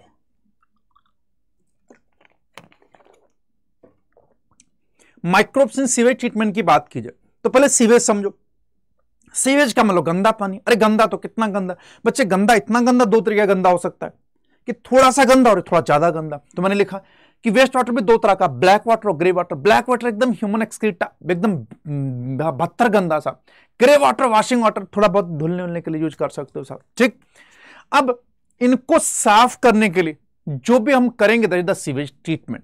और इनके लिए प्लांट लगाते हैं, बकायदा मशीनें लगाई जाती हैं साहब, पूरे पूरे टैंक्स लगाए जाते हैं। तो उस पूरे प्लांट को जो जुड़ा होता है उसे बोलते हैं सीवेज ट्रीटमेंट प्लांट, एसटीपी के नाम से जाना जाता है, सीवेज ट्रीटमेंट प्लांट। अब सीवेज ट्रीटमेंट प्लांट के अंदर जो सीवेज होता है उसे साफ किया जाता है। अब सीवेज के अंदर क्या क्या आ जाएगा बच्चे, बहुत सारा अनडिजॉल्व्ड वेस्ट आ जाएगा जो डिजॉल्व नहीं है। डिजॉल्व क्या नहीं है बच्चे, जूता डिजॉल्व नहीं है, जो बोतलें फेंक देते हो तुम वो डिजॉल्व नहीं है साहब, खाया कुछ भी रैपर फेंक दिया साहब वो डिजॉल्व नहीं है उसके अंदर साहब, बहुत सारे कंकड़ पत्थर है वो डिजॉल्व नहीं है आपका साहब। आपने नीट की तैयारी हुई, किसी बच्चे का सिलेक्शन नहीं हुआ, सारी किताबें बहा दी साहब, ठीक है ना, वो डिजॉल्व अगर नहीं हुई तो वही पड़ी हुई साहब। पॉलीथीन जो है वो अनडिजॉल्व है साहब। तो कुछ तो अनडिजॉल्व वेस्ट होगा, कुछ उसके अंदर डिजॉल्व वेस्ट होगा जो कि ऑर्गेनिक होगा। डिजॉल्व वेस्ट ऑर्गेनिक कैसे होगा साहब, जैसे सब्जियां हैं जो भी कटी फिटी वो आपने फेंक दी, धीरे धीरे वो क्या हो गई, अंदर ही टूट गई साहब, उसके अंदर डिजॉल्व हो गई साहब। बहुत सारा मटेरियल डिजॉल्व हो गया होगा जो कि ऑर्गेनिक फॉर्म में होगा। बहुत सारे माइक्रोब्स जो कि हार्मफुल होंगे वो भी इसी सीवेज के अंदर होंगे साहब। तो अब हम क्या करेंगे, इसका ट्रीटमेंट करते हैं। ट्रीटमेंट बच्चे दो स्टेज में होता है, पहले प्राइमरी ट्रीटमेंट होता है, फिर सेकेंडरी ट्रीटमेंट होता है। प्राइमरी ट्रीटमेंट में हम किसी लिविंग का या माइक्रोब का यूज नहीं करते। सेकेंडरी ट्रीटमेंट में हम माइक्रोब्स का यूज करते हैं। चूंकि सेकेंडरी ट्रीटमेंट में हम माइक्रोब्स का यूज करते हैं, कई बार इसी को हम बायोलॉजिकल ट्रीटमेंट भी बोल देते हैं। तो हम दो ट्रीटमेंट करेंगे, प्राइमरी और सेकेंडरी। अब पहले प्राइमरी पढ़ते हैं, फिर सेकेंडरी की बात करेंगे। प्राइमरी बहुत आसान है, सेकेंडरी की बात करेंगे तो सेकेंडरी में बायोलॉजिकल यानी माइक्रोब्स का यूज करेंगे। आ जाओ प्राइमरी की बात करते हैं। अगर प्राइमरी की बात की जाए तो प्राइमरी में हम क्या करेंगे, ध्यान सुन लेना। प्राइमरी ट्रीटमेंट में कुछ मत करो साहब, आप छान लो पानी को क्या कर लो, छान लो। पानी लाओ, एक बड़ा सा जाल लगा दो, छन्नी लगा दो, छन्नी लगा के पूरा छान लो। सर छन्नी से छानने से क्या होगा बच्चे, जितना भी अनडिजॉल्व्ड होगा वो सब बाहर आ जाएगा। जैसे पॉलीथीन हो गई साहब, पॉलीथीन हो गई, कोई आपने जूता फेंक रखा है वो बाहर आ जाएगा साहब, कंकड़ होंगे, बड़े बड़े पत्थर हो गए, बोतल हो गई साहब, आपने कुछ भी खा के रैपर फेंका होगा वो अगर पानी के थ्रू गया होगा वो छन जाएगा साहब, ठीक। तो आपने पहले सबसे क्या किया, फिल्ट्रेशन, इससे ये काम का हो गया फिल्ट्रेशन, आपने पानी को छान लिया साहब। अब पानी जब छाना, जो नीचे छन के आया उसको थोड़ी देर के लिए छोड़ दो, आप छोड़ दो उसको, पड़ा रहने दो। आप पड़ा रहने दोगे तो आप देखोगे कि उसके अंदर ना धीरे धीरे सेडिमेंटेशन होना शुरू होगा। सेडिमेंटेशन क्या होगा, जो भी उसके अंदर डिजॉल्व वेस्ट होगा ना वो नीचे बैठना शुरू हो जाएगा। खास करके कंकड़ हो गया, पत्थर हो गया, जो वजन होंगे, जिनकी डेंसिटी ज्यादा होगी, नीचे बैठ जाएंगे और ऊपर साफ पानी रह जाएगा साहब। जो भी नीचे बैठ जाता है उसे स्लज बोलते हैं। क्या बोलते हैं बच्चे, स्लज। जो ऊपर रह जाता है उसे इफ्लुएंट बोलते हैं। बच्चे कॉमन टर्म, ये मेटलर्जी में भी यूज करते हैं, केमिस्ट्री में भी यूज करते हैं और भी कई जगह यूज करते हैं कि जो ऊपर रह जाता है उसे बोलते हैं इफ्लुएंट, जो नीचे बैठ जाता है उसे बोलते हैं स्लज। अब स्लज के अंदर क्या है बच्चे, हाई डेंसिटी वाली मिट्टी हो गया, कंकड़ हो गया, पत्थर हो गया, डिब्रीज हो गया, अब उनको क्या करो भैया, हटा दो, फेंक दो। और जो पानी ऊपर बच गया यानी इफ्लुएंट जो बच गया उसको आप सेकेंडरी ट्रीटमेंट के लिए भेज दो। तो यहां पे हमने दो काम किए, पहले क्या फिल्ट्रेशन, दूसरा किया सेडिमेंटेशन। सेडिमेंटेशन में क्या किया, आपने पानी में गंदगी को बैठने दिया सा, जैसे जो नीचे गंदगी बैठ गई उसे हटा दिया, यानी स्लज को हटा दिया, और जो ऊपर इफ्लुएंट बचा उसे सेकेंडरी ट्रीटमेंट के लिए भेज दिया। जिसके अंदर करते हैं से बोलते हैं सेटलिंग टैंक, क्योंकि सेटल हो रहा है ना, सेडिमेंटेशन हो रहा, इसलिए इसको बोलते हैं सेटलिंग टैंक। चूंकि प्राइमरी ट्रीटमेंट में हो रहा है इसलिए इसे बोल देते हैं प्राइमरी सेटलिंग टैंक। क्या बोल देते हैं, प्राइमरी सेटलिंग टैंक। तो देखो यही किया हमने, सबसे पहले प्राइमरी ट्रीटमेंट किया यानी फिजिकल रिमूवल किया पार्टिकल्स का, पहले फिल्ट्रेशन किया फिर सेडिमेंटेशन किया। फिल्ट्रेशन से क्या हुआ, जो भी फ्लोटिंग तैर के आई डिब्रीज, डिब्रीज का मतलब कचरा, वो क्या हो गया साहब, फिल्टर आउट हो गया। फिर आपने सेडिमेंटेशन किया, सेडिमेंटेशन से क्या हुआ, ग्रिट, ग्रिट का मतलब हुआ बच्चे पार्टिकल्स, गंदगी जो थी, मिट्टी जो थी, वो मिट्टी जिसमें सॉइल होगा, स्मॉल पेबल, पेबल का मतलब कंकड़, छोटे कंकड़, वो सब नीचे बैठ जाएंगे। तो ये देखिए आ रहा है साहब, आपने कहा जो भी गंदा पानी वो सब आ रहा है साहब। अब जैसे आएगा आपने फिल्ट्रेशन कर लिया, सब कुछ ऊपर रह गया, जाली से आपने छाना। अब नीचे जो पानी बचा उसको उठा के दूसरे टैंक में ले जाओ। किस टैंक में, नाम क्या है इसका, सेटलिंग टैंक। अब सेटलिंग टैंक में देखोगे जिनकी डेंसिटी ज्यादा होगी वो नीचे बैठ जाए, जिसे हम स्लज बोलते हैं, क्योंकि प्राइमरी ट्रीटमेंट में इसलिए बोल देते हैं प्राइमरी स्लज। अब इस स्लज में से जितना भी आप स्लज उसको निकाल लो बाहर साहब और इसको फेंक दो साहब, और जो ऊपर पानी पानी वाला हिस्सा बच गया इसे इफ्लुएंट बोलते हैं। अब इसको ले जाओ सेकेंडरी ट्रीटमेंट में, कहां ले जाओ, सेकेंडरी ट्रीटमेंट में।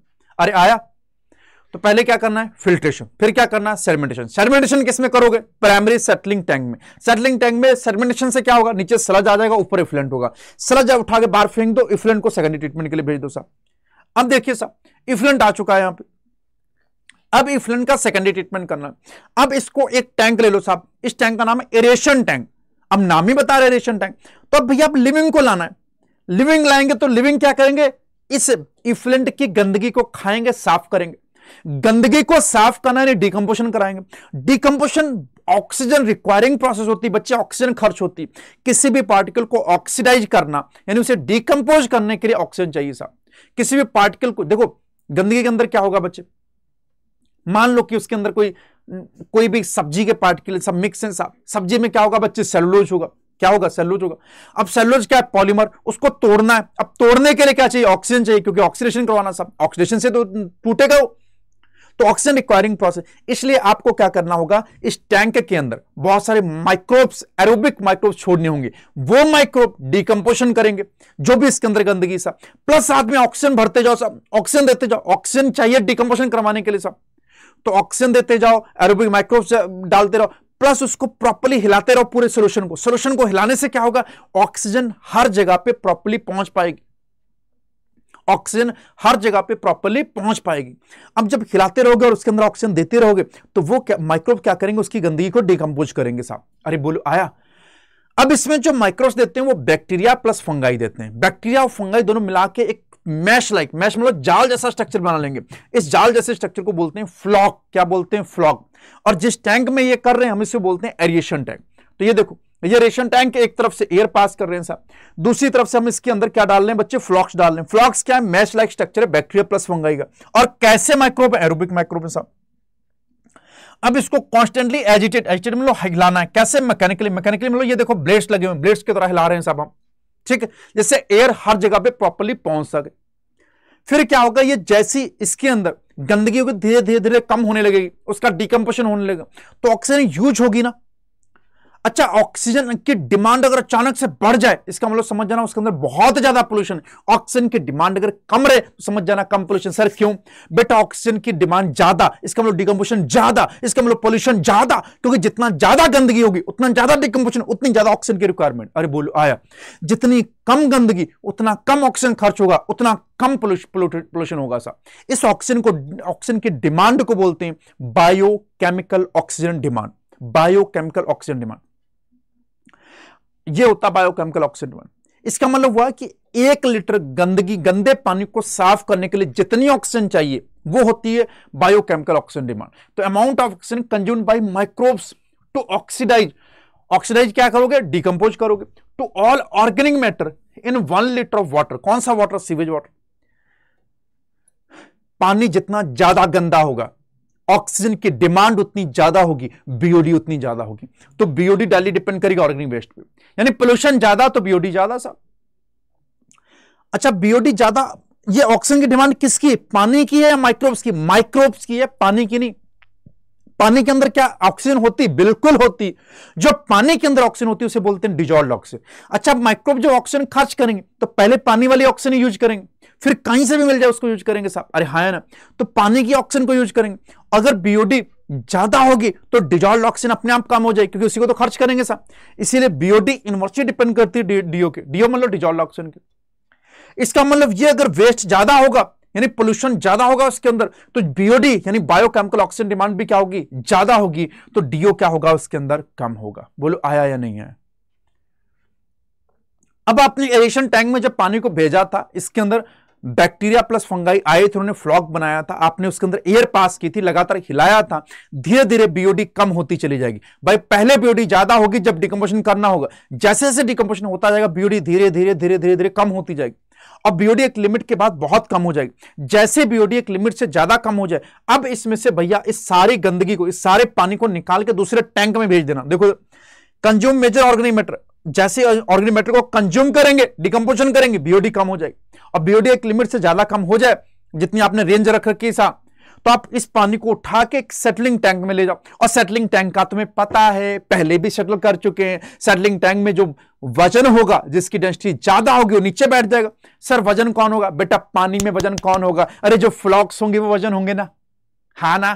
फ्लॉक्स ज्यादा वजन, पानी हल्का होगा, पानी ऊपर रह जाएगा, फ्लॉक्स नीचे बैठते जाएंगे, यानी एरोबिक बैक्टीरिया नीचे बैठ जाएंगे, प्लस अननेसेसरी जो फालतू की चीजें वो भी नीचे बैठ जाएंगे। जो नीचे बैठ जाता है उसे स्लज बोलते हैं, जो ऊपर रह जाता है उसे इफ्लुएंट बोलते हैं। यही तो सेटलिंग टैंक का काम होता था। क्योंकि सेकेंडरी ट्रीटमेंट में तो सेकेंडरी इफ्लुएंट बनेगा, सेकेंडरी स्लज बनेगा, और सेटलिंग टैंक भी सेकेंडरी होगा साहब। तो सेकेंडरी सर्कुलेटिंग टैंक में सेकेंडरी इफ्लुएंट बनेगा और सेकेंडरी स्लज बनेगा। अब ये स्लज जो है, अब ये जो स्लज, इसको आप फेंक मत देना साहब, इसको मत फेंकना। जो सेकेंडरी इफ्लुएंट ये साफ पानी है साहब, अब इसको तुम सीधे नदी के अंदर, रिवर के अंदर, स्ट्रीम के अंदर डाल दो। क्लोरीन वगैरह मिला दिया जाता है जिससे उसकी स्मेल ना आए, अजीब सी गंदी स्मेल ना आए, तो उसमें क्लोरीन मिला देते हैं, और भी कई तरह के डिसइंफेक्टेंट्स मिला दिए जाते हैं। ठीक, अब जो स्लज बचा है साहब, इसके अंदर कौन है? फ्लॉक्स हैं साहब, एरोबिक और एरोबिक बैक्टीरिया हैं, रिहायना और फंगाई। अब इसी फ्लॉक में से थोड़ा सा फ्लॉक निकाल के दूसरे पानी में, जो पीछे से पानी आ रहा है, फिर से पानी आ गया होगा ना, तो उसमें थोड़ा सा फिर से डाल दो। सर फिर से क्यों डाल दिया? बेटा स्टार्टर के फॉर्म में, इनुकुलम के फॉर्म में, जैसे दही डालते थे, अरे इसके अंदर मिलियंस ऑफ बैक्टीरिया होंगे, इसको डाल दोगे तो वापस से बैक्टीरिया और रिफ्रेश हो जाएंगे इसके अंदर, तो थोड़ा सा वापस डाल दिया जाता है। और जो बचा हुआ गंदगी, जो बचा हुआ स्लज है, जो एरोबिक बैक्टीरिया है, जो फ्लॉक है और अनडिकम्पोज जो ऑर्गेनिक मैटर बच गया सब, इस सब को अब दूसरे टैंक में भेजा जाता है, दूसरे टैंक में भेजा जाता है, और उसके अंदर एक राक्षस डाल देते हैं, राक्षस यानी एनारोबिक बैक्टीरिया। अब ये anaerobic bacteria in aerobic bacteria को खा जाएगा जिनको तुम यहां से लाए हो साहब। तो एनारोबिक बैक्टीरिया अनडिकम्पोज पार्टिकल्स को प्लस एरोबिक बैक्टीरिया को प्लस फ्लॉक को सबको खत्म कर देगा, उनका डिकम्पोजिशन कर देगा, और यहां किसी ऑक्सीजन की कमी, इसलिए मैंने चारों तरफ से बंद करके बनाया हुआ साहब। अब ये स्लज को ये खत्म कर देगा, इसलिए से बोल देते हैं स्लज डाइजेस्टर, स्लज को डाइजेस्ट कर देगा, एनारोबिक स्लज डाइजेस्टर बोलते हैं। जब ये स्लज को डाइजेस्ट करता है तब इसके अंदर बहुत बढ़िया डिकम्पोजिशन होता है, और डिकम्पोजिशन से बहुत सारी CO2 मीथेन प्रोड्यूस होती है, और उस CO2 मीथेन को एज ए बायोगैस आप यूज कर सकते हो। तो देखो बैक्टीरिया, एनारोबिक बैक्टीरिया क्या करते हैं? डाइजेस्ट करते हैं फ्लॉक और प्रोड्यूस करते हैं बायोगैस को। किसको प्रोड्यूस करते हैं? बायोगैस को। नहीं आया साहब, तुम्हें नहीं समझ आया सीवेज ट्रीटमेंट? फिर से सोचो, सुनो, गंदा पानी आएगा उसे छान लो, ठीक है ना, उसे क्या कर लो? छान लो। छानना यानी फिल्ट्रेशन, फिल्ट्रेशन करना, जो भी पानी बच गया उसे सेटल होने दो, सेटल होने दोगे नीचे स्लज बैठ जाएगा, ऊपर क्या बैठ जाएगा? एफ्लुएंट। स्लज जो है उसको फेंक दो, जो इफ्लुएंट है उसको सेकेंडरी ट्रीटमेंट में ले। सेकेंडरी ट्रीटमेंट में साफ एक टैंक होता है, एरेशन टैंक, उसके अंदर बैक्टीरिया भर दो, फंगाई भर दो, जो फ्लॉक बना लेंगे, मैश लाइक स्ट्रक्चर बना लेंगे। अब ये मैश लाइक स्ट्रक्चर, इसका क्या कर देंगे साहब? डिकम्पोजिशन शुरू कर देंगे। जैसे जैसे डिकम्पोजिशन शुरू करेंगे बीओडी कम होने लगेगी, बीओडी जब एक लिमिट से ज्यादा कम हो जाएगी तो साहब इसमें से इस गंदे पानी को निकाल के सेटलिंग टैंक में भेजना। सेटलिंग टैंक में भेजोगे, स्लज नीचे बैठ जाएगा, ऊपर की तरफ इफ्लुएंट रह जाएगा। जो इफ्लुएंट बचा है सेकेंडरी इफ्लुएंट है, उसको रिवर के अंदर डाल दो। जो स्लज बचा हुआ है इसमें से थोड़ा स्लज पहले डाल दो एरेशन टैंक के अंदर साहब। अब एरेशन टैंक में जाएगा तो स्टार्टर एनुकुलम की तरह काम करेगा। अब बचा हुआ जो स्लज, उसको स्लज डाइजेस्टर में भेज दो जहां पे एनारोबिक बैक्टीरिया होंगे। एनारोबिक स्लज डाइजेस्टर उसका क्या कर देंगे? डाइजेशन करवा देंगे, और उससे बहुत तरह की गैसेस बनेंगे, मीथेन गैस, CO2 गैस, उसे एज ए बायोगैस यूज कर लो साहब, और ये सारा स्लज क्या हो जाएगा? डाइजेस्ट हो जाएगा। बोलो आया या नहीं आया?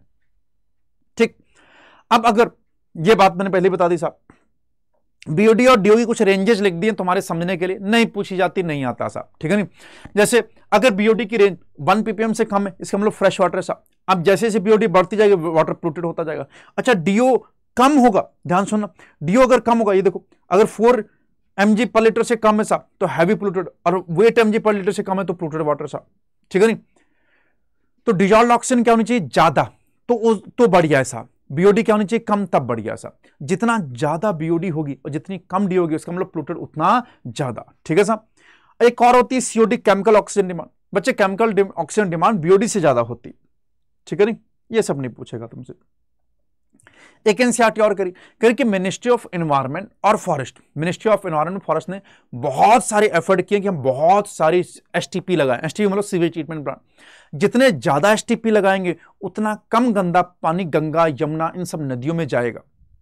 अब गंगा यमुना में कम गंदा पानी जाएगा तो ये नदियां कम गंदी होंगी। भाई पूरे के पूरे शहर बसे हुए, ये शहर गंदा पानी निकालते हैं, सब नदियों में जाता है। जितने ज्यादा एसटीपी बनेंगे उतना कम गंदा पानी नदियों के अंदर जाएगा सर। तो इसके लिए लेके आए थे Ganga action plan, Yamuna action plan, इसके थ्रू हम हजारों एसटीपी लगाएंगे साहब, ठीक है नहीं, कि large number of STP build करेंगे टू सेव रिवर।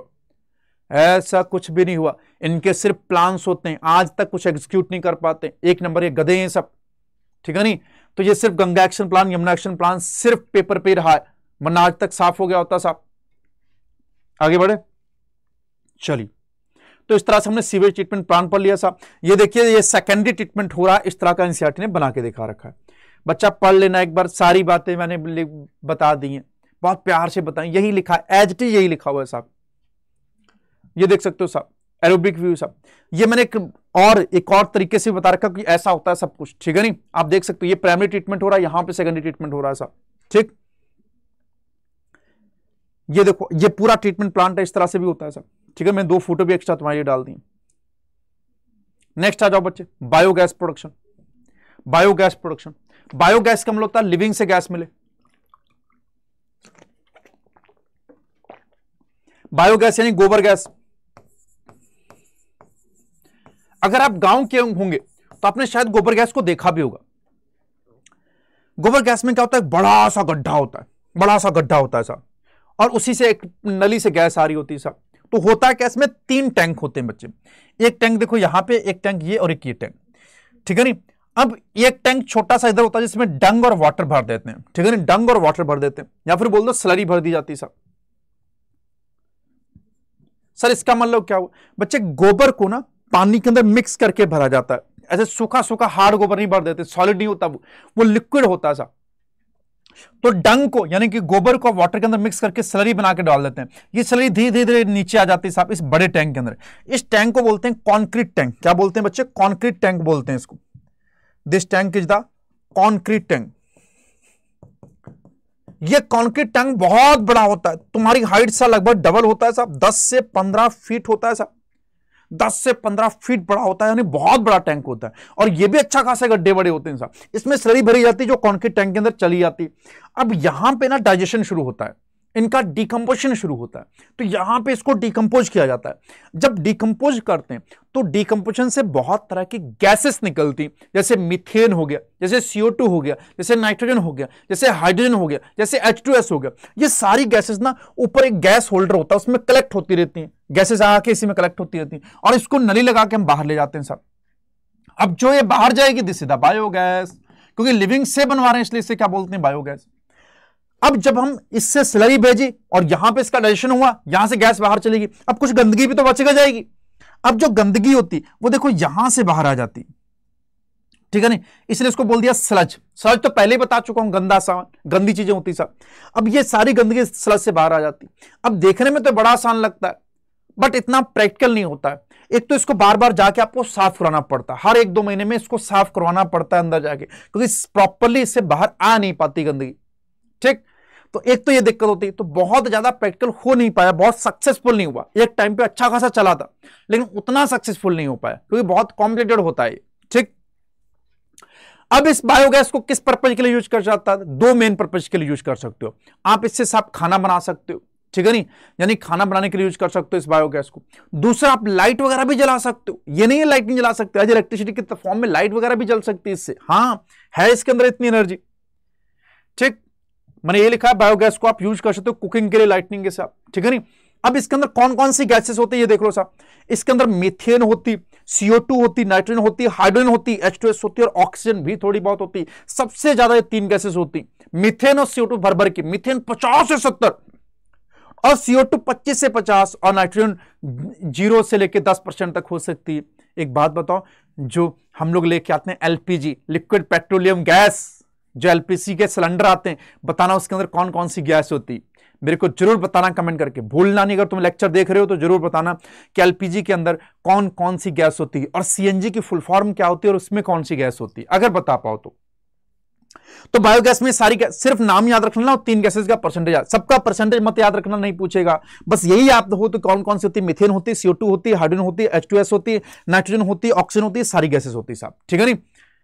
चलिए, अब ये इस बायोगैस को भी लाने का योगदान 2 ऑर्गेनाइजेशन को मिल जाता है, IERI और KVIC, यानी इंडियन एग्रीकल्चर रिसर्च इंस्टीट्यूट और खादी विलेज इंडस्ट्रियल कमीशन। ये 2 ऑर्गेनाइजेशन का सबसे बड़े एफर्ट्स थे जो इस बायोगैस को इंडिया के अंदर इतने लार्ज स्केल पे लेके आए साहब, ठीक। एक और याद रखना, कॉन्क्रीट टैंक कितना होता है, 10 से 15 फीट बड़ा होता है, ये भी ध्यान रखना साहब, ठीक। ये देखो लिखा हुआ है NCERT में। एक्चुअली में ऐसा कुछ दिखता है साहब, NCERT का फोटो थोड़ा छोटा छोटा है, साफ नहीं है, ये होता है एग्जैक्टली, ठीक है नहीं। ये देखो कई फॉर्म में दे रखा मैंने साहब। चलिए नेक्स्ट आ जाते हैं microbes in bio control agent. Next आ जाते हैं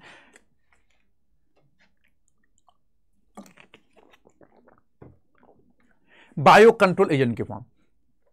बच्चे अक्सर आपने सुना होगा, मोदी जी के मुंह से सुना होगा कि ऑर्गेनिक फार्मिंग को हम प्रमोट कर रहे हैं, ऑर्गेनिक फार्मिंग को प्रमोट कर। तो ये बायो कंट्रोल एजेंट वाली बात ऑर्गेनिक फार्मिंग से ही रिलेटेड है। पहले समझना इसका सेंस क्या है। देखो, जब ग्रीन रिवोल्यूशन आया था, यानी कि जब सन 1970 के आसपास सा, ठीक है, जब देश आजाद हुआ था, उसके सामने सबसे बड़ी प्रॉब्लम यही थी कि खाना नहीं था हमारे पास खाने को। तब आया हरित क्रांति, ग्रीन रिवोल्यूशन। इंडिया के अंदर जो हरित क्रांति लेके आए थे उनका नाम था साहब स्वामी, ठीक है नहीं, MS स्वामीनाथन। क्या नाम था? MS स्वामीनाथन। हरित क्रांति को लेके आए थे, ग्रीन रिवोल्यूशन। उन्होंने क्या किया, खूब सारे केमिकल्स यूज किए, पेस्टिसाइड, हर्बिसाइड, फंगिसाइड, खूब सारे यूज किए, और उससे बहुत स्पीड में प्रोडक्शन बढ़ा साहब। एक तो हमने खेती के लिए जमीन ज्यादा बढ़ाई साहब, दूसरा हमने उसके बढ़िया बढ़िया क्वालिटी की, हमने जो हाइब्रिड क्वालिटी लेके आए साहब, यानी कि बहुत बढ़िया क्वालिटी के प्लांट्स यूज किए हमने, ठीक है नहीं, अच्छी क्वालिटी के वीट लेके आए जिसकी क्वालिटी और क्वांटिटी दोनों अच्छी हो सके। इसके लिए हमने खूब सारे केमिकल यूज किए, भर भर के केमिकल यूज किए। अब इन केमिकल के साथ दिक्कत यह थी कि मान लो अगर आपने केमिकल को छिड़का तो सारे इंसेक्ट खत्म कर देंगे, ऐसे चुन चुन के नहीं मारते थे साहब कि सिर्फ इसी को मारना है। आपने अगर छिड़के सारे हर्ब खत्म, सारे फंगाई खत्म साहब। अगर फंगाई साइड छाड़ा तो फंगीसाइड अगर आपने डाला तो सारे फंगाई खत्म कर देगा। आपने कोई इंसेक्टिसाइड डाला तो चाहे वो यूजफुल हो चाहे हार्मफुल हो, सबको खत्म कर देता था। तो ये बहुत बड़ी दिक्कत थी। इससे क्या हो जाता था, हमारा जो इकोसिस्टम था वो डिसबैलेंस हो जाता था साहब, और इसका नुकसान बहुत होता था, ठीक है नहीं। अब हमने ये तरीका ढूंढा कि यार हमें सिर्फ मान लो मच्छर को खत्म करना, तो कोई ऐसा तरीका ढूंढे कि सिर्फ मच्छर ही मरे, कोई और आर्थ्रोपोड या कोई और इंसेक्ट ना मरे साहब, क्योंकि बहुत सारे इंसेक्ट यूजफुल होते हैं साहब। इंसेक्ट हमारे पॉलिनेशन में बहुत बड़ा योगदान प्ले करते हैं साहब। इंसेक्ट इस इकोसिस्टम का बहुत इंपॉर्टेंट हिस्सा है साहब। तो आप सारे इंसेक्ट को नहीं खत्म कर सकते, तो आप वही केमिकल डालो जिससे नुकसान हो रहा है, सारे खत्म नहीं होने चाहिए। तो इसको प्रमोट करना ही कहलाता है ऑर्गेनिक फार्मिंग। जैसे मान लो आपने इसको देखा हो, ठीक है नहीं, ये देखो, ये लेडी बर्ड है साहब, सॉरी ये बीटल है, इसका नाम क्या है, बीटल, लेडी बर्ड ये, ठीक है नहीं। अभी इस बीटल को देखा होगा साहब, ये बीटल कीड़े खाता है। ये कीड़े जो है इनको बुलाता है एफिड्स। ये क्या है, एफिड्स। अब ये एफिड्स नुकसान क्या करते हैं, ये पत्तियां खा जाते हैं, पूरी पत्तियां कुतर कुतर के खा जाते हैं साहब। तो पत्तियों को ये एफिड्स खा रहे हैं। तो अगर आप ऐसा कोई इंसेक्टिसाइड डाल दो जिससे सारे वहां के जितने भी वहां पे इंसेक्ट रह रहे हैं सब खत्म हो जाएंगे, तो ज्यादा नुकसान। आप इस बीटल को बुला लो, इस बोतल का फेवरेट नाश्ता है एफिड, तो ये बीटल मस्त एफिड को खाएगा। एफिड भी खत्म हो गया, बीटल से हमें कोई नुकसान नहीं, हमारी पत्ती भी बच गई साहब, प्लांट भी बच गया। अब आपने इसको देखा होगा साहब, ये ठीक है नहीं, ड्रैगन फ्लाई। ये ड्रैगन फ्लाई का फेवरेट है साहब नाश्ता, वो मच्छर। ये देखो मच्छर को लेके जा रही साहब, तो मच्छर इसके फेवरेट है साहब। इसको अगर मच्छर दिख गए तुरंत खा लेगी, अरे हाँ है ना। तो अब ध्यान सुनो, तो अगर आपको मच्छर खत्म करने तो भैया इसको बुलाओ साहब, अगर आपको एफिड खत्म करने तो इसको बुलाओ। तो काहे को हम किसी और को बुलाएं, क्यों कोई केमिकल डालें साहब। तो आप हम स्पेसिफिकली उसी को यूज करें ना। जैसे लेडी बर्ड अभी देखी तुमने साहब, लेडी बर्ड बोलते हैं साहब इसको। Beetle with red and black marking aphid को खत्म कर लेता है। जो ड्रैगन फ्लाई अभी देखी साहब उसने, वो मॉस्किटो को खा रही साहब। तो आप इनका यूज करो। तो पूछा जाता है किस प्रिंसिपल पे काम करते हैं, बायो कंट्रोल एजेंट किस प्रिंसिपल पे काम करते हैं। बेटा प्रेडेशन पे काम कर रहे हैं। ये प्रेडेटर है और ये प्रे, ये प्रेडेटर है ये प्रे। जिस भी प्रे को आपको खत्म करना है उसका प्रेडेटर लाके छोड़ दो, अपने आप को खत्म कर देगा उसे, ठीक है नहीं। तो biological control of paste and disease. Paste का मतलब होता है insect, based on natural predation. Natural predation पे, ये दिख रहा है सब, प्रेडेशन पे डिपेंड करता है सब। इसी को बोलते हैं ऑर्गेनिक फार्मिंग। जो पहले हम करते थे वो केमिकल मेथड यूज करते थे। एक हॉलिस्टिक पुरानी अप्रोच थी, ट्रेडिशनल अप्रोच थी, क्लासिक अप्रोच थी, ठीक है नहीं। वो हार्मफुल और यूजफुल दोनों तरीके के माइक्रोब्स को खत्म कर देती थी। बट ये जो नई अप्रोच है ये सिर्फ हार्मफुल को खत्म कर रही है, यूजफुल माइक्रोब्स को खत्म नहीं कर रही।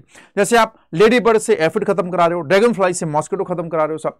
ऐसे एक और होता है सब, बैकुलोवायरस, ठीक है नहीं, अभी उसका बता रहा हूं वो ये, ठीक है नहीं। एक और होता है बैसिलस थोरेंजेनेसिस। बैसिलस थोरेंजेनेसिस बीटी के नाम से जाना जाता है। ये बैक्टीरिया होता है साहब, इसका फेवरेट होता है कैटरपिलर का लार्वा। कैटरपिलर लार्वा को खत्म कर देता है ऐसा। इससे केमिकल रिलीज होता है जो कैटरपिलर लार्वा को खत्म कर देता है। इससे केमिकल रिलीज होता है जो बटरफ्लाई के कैटरपिलर को लार्वा को खत्म कर देता है। बाकी अदर इंसेक्ट को कोई नुकसान नहीं पहुंचाता है। अब ये बीटी बैसिलस थोरेंजेनेसिस मार्केट में पैकेट के फॉर्म में, पाउचेज के फॉर्म में मिलता है, पाउडर जैसा होता है। इसको क्या किया जाता है, पानी के अंदर घोला जाता है और जिस प्लांट्स के ऊपर बटरफ्लाई के कैटरपिलर नुकसान पहुंचा रहे हैं जिन प्लांट को, उनके ऊपर इससे छिड़क दिया जाता है। जनरली फ्रूट प्लांट्स को, जनरली ब्रेसिका यानी मस्टर्ड वगैरह के प्लांट को ज्यादा नुकसान कराते हैं, ठीक है, वहां पे आप जाके छिड़क दो, यही बैसिलस thuringiensis के पैकेट को साहब। जैसे आप छिड़कोगे, ये इंसेक्ट का जो लार्वा है उसकी गट में जैसे जाएगा साहब, वहां पे जाके टॉक्सिन रिलीज हो जाएगा, उसे खत्म कर देगा साहब। तो available in certain dried spores के फॉर्म में होता है साहब। इसको पानी के साथ मिक्स करो और स्प्रे कर दो वनरेबल प्लांट में जिनके ऊपर आप छिड़कना चाहते हो, जैसे ज्यादातर फ्रूट प्लांट ट्रीज होते हैं या ब्रेसिका होते हैं साहब। अब इसे इंसेक्ट का लार्वा खा लेगा, अब जैसे उसके गट में जाएगा टॉक्सिन रिलीज हो जाएगा, लार्वा का हैप्पी बर्थडे हो जाएगा साहब, ठीक। अब बाद में हमने एक तरीका और सोचा कि देखो बीटी को छिड़कें, इससे अच्छा आप कुछ ऐसा करते हैं कि जो बीटी के अंदर कोई जीन होगा जो उस केमिकल को बनवा रहा होगा, क्यों ना हम उस जीन को निकाल लें बैक्टीरिया से और प्लांट के अंदर डाल दें, यानी प्लांट नेचुरली खुद ही वो केमिकल निकालना शुरू कर दे, उस केमिकल को बनाना शुरू कर दे। जैसे ही इंसेक्ट का या फिर बोल दूं बटरफ्लाई का कैटरपिलर जैसे ही इस प्लांट को खाएगा, उसके पास वो केमिकल भी आ जाएगा और वो मर जाएगा, हैप्पी बर्थडे हो जाएगा। तो ऐसा किया हमने जेनेटिक इंजीनियरिंग से इससे जीन निकाला, उसको प्लांट के अंदर रिड्यूस कर दिया। अब ये प्लांट रेजिस्टेंट हो गए। किससे रेजिस्टेंट हो गए बच्चे? बटरफ्लाई के कैटरपिलर से। अरे बोलना आया। जैसे हमने एग्जाम्पल के तौर पे बीटी कॉटन बनाया, बहुत डिटेल में पढ़ते हो साहब बायोटेक्नोलॉजी के अंदर बीटी कॉटन के बारे में, और भी कई तरह के बीटी प्लांट्स बनाए हमने साहब, ठीक। नेक्स्ट आ जाओ साहब, जो मैं पहले बोला था साहब, ट्राइकोडर्मा एक फ्री लिविंग फंगाई होता साहब, ये बहुत तरह के आर्थ्रोपोड को, ठीक है नहीं, बहुत तरह के प्लांट पैथोजन को खत्म कर देता, रूट इकोसिस्टम में बहुत कॉमन होता साहब। एक बहुत इंपॉर्टेंट एग्जांपल याद रखना, बैक्लोवायरस, इसका जीनस होता है न्यूक्लियोपॉलीहेड्रोवायरस, ठीक है नहीं, न्यूक्लियोपॉलीहेड्रोवायरस, बैक्लोवायरस। अब ये बैक्लोवायरस कई तरह के आर्थ्रोपोड और इंसेक्ट्स को खत्म कर देते हैं, इंसेक्ट और आर्थ्रोपोड को खत्म करते हैं, लेकिन इनकी कुछ खास इंपॉर्टेंट बातें ये कि स्पीसीज स्पेसिफिक होते हैं, चुन चुन के मारते हैं, सिर्फ उसी को मारेंगे जिसको आप इन्हें भेजोगे साहब। दूसरा, ये नैरो स्पेक्ट्रम होते हैं, नैरो स्पेक्ट्रम का मतलब सिर्फ चुन के कुछ इंसेक्ट को मार रहे हैं, ब्रॉड स्पेक्ट्रम नहीं, नैरो बस इतने इंसेक्ट को मारेंगे, सबको नहीं मारेंगे। नैरो स्पेक्ट्रम होते हैं, स्पीसीज स्पेसिफिक होते हैं, इंसेक्टिसाइडल होते हैं साहब, इंसेक्ट को खत्म करते हैं। नैरो स्पेक्ट्रम स्पीसीज स्पेसिफिक है, इसी वजह से इनका कोई भी बुरा प्रभाव किसी और अदर ऑर्गेनिज्म पे नहीं आता, किसी और आर्थ्रोपोड पे, किसी और इंसेक्ट पे, किसी और मैमल पे, किसी और तरह के बर्ड पे, किसी पे भी इफेक्ट नहीं आता साहब। तो किसी और इफेक्ट पे बुरा इफेक्ट नहीं आता, प्लांट हो, मैमल हो, बर्ड हो, फिश हो या नॉन टारगेट इंसेक्ट, ठीक है नहीं। इसीलिए बैक्लोवायरसेस का या न्यूक्लियोपॉलीहाइड्रोवायरस जिनका जीनस है साहब, इनको यूज किया जाता है इंसेक्ट इंटीग्रेटेड पेस्ट मैनेजमेंट में, आईपीएम प्रोग्राम में इनको खूब यूज किया जाता है। Integrated pest management, integrated pest management क्या है साहब कि ऑर्गेनिक फार्मिंग का पार्ट है साहब, कि हम सिर्फ चुनिंदा इंसेक्ट को मारना चाहते हैं जो हमारे प्लांट के लिए हार्मफुल है, सबको हम नहीं मारना चाहते। तो आईपीएम प्रोग्राम में इनका खूब यूज किया जाता है। आईपीएम यानी इंटीग्रेटेड पेस्ट मैनेजमेंट। नहीं आया साहब, एग्जाम्पल याद रखना, एक एक करके बता देता हूं। बायो कंट्रोल एजेंट, पहला याद रखना साहब बीटल, जिसके पास रेड और ब्लैक मार्किंग थी साहब, ठीक है नहीं, बीटल के बारे में याद रखना, लेडी बर्ड बीटल, ये किसको खत्म कर देता है? एफिड्स को। दूसरा याद रखना ड्रैगन फ्लाई, किसको खत्म कर देता है? मॉस्किटो को साहब। तीसरा याद रखना साहब ट्राइकोडर्मा, ठीक है नहीं, सॉरी बैसिलस thuringiensis, बैक्टीरिया, किसको खत्म कर देता है? बैक्टीरिया के कैटरपिलर को साहब। तीसरा याद रखना ट्राइकोडर्मा, ठीक है नहीं, रूट इकोसिस्टम में फ्रीली देखने को मिल जाता साहब, बहुत तरह के प्लांट पैथोजन को खत्म कर देता है। और चौथा याद रखना साहब, पांचवा सॉरी बैक्लोवायरस, जो किसको खत्म कर देता है? इंसेक्ट और अदर तरह की आर्थ्रोपोड को। बोलो आया या नहीं आया? तो these are the bio control agent साहब। ये बीटल है और ये क्या है? Dragon fly.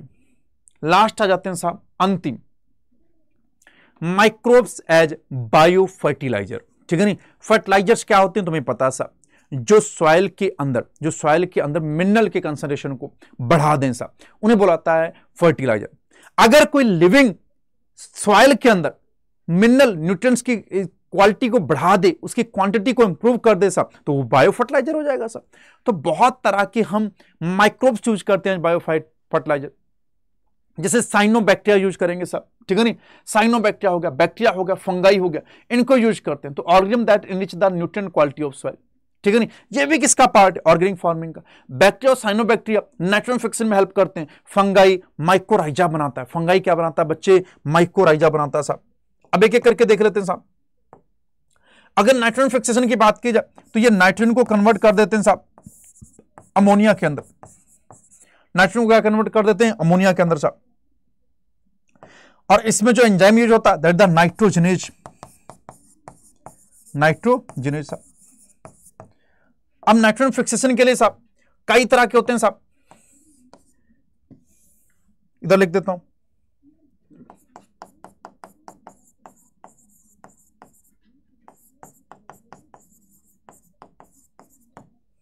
कुछ एग्जाम्पल बच्चे फ्री लिविंग के हैं, पहले कुछ बैक्टीरिया लिख देता हूं और साइनोबैक्टीरिया।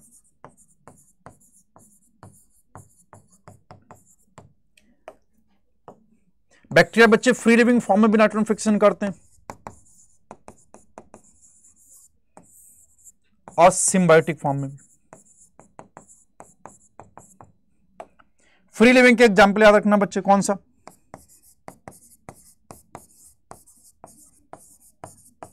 एजोटोबैक्टर,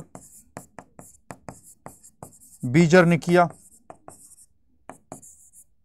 बैसिलस, रोडोस्पाइरलम,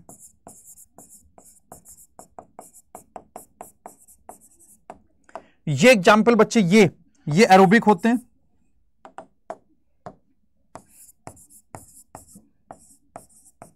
ये एनरोबिक होते हैं।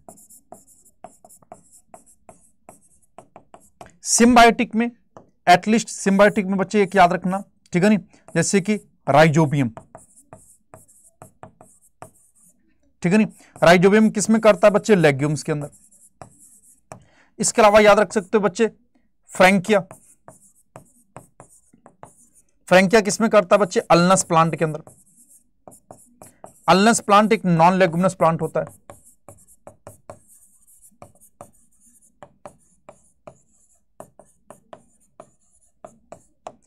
ठीक है नहीं, तो नाइट्रोजन फिक्सेशन बच्चे बैक्टीरिया, साइनोबैक्टीरिया, दोनों ही बैक्टीरिया हैं बच्चे, बट अलग लिख रहा हूं। बैक्टीरिया भी करते हैं, साइनोबैक्टीरिया भी। बैक्टीरिया फ्री लिविंग फॉर्म में भी करते हैं, सिम्बायोटिक फॉर्म में भी। फ्री लिविंग कौन करता है? Azotobacter, Beijerinckia, aerobic bacteria free living form में नाइट्रोजन फिक्सेशन करते हैं। Bacillus, Rhodospirillum, anaerobic bacteria free living form में नाइट्रोजन फिक्सेशन करते हैं। ऐसे सिम्बायोटिक में लेग्यूम्स की रूट्स के अंदर जाके राइजोबियम नाइट्रोजन फिक्सेशन करता है। ऐसे अल्नस प्लांट जो कि एक तरह का नॉन लेगुमिनस प्लांट है, उसमें फ्रैंकिया एक बैक्टीरिया है जो जाके वहां नाइट्रोजन फिक्सेशन करता है। कुछ साइनोबैक्टीरिया के एग्जांपल भी बता देता हूं, देखो इधर साहब।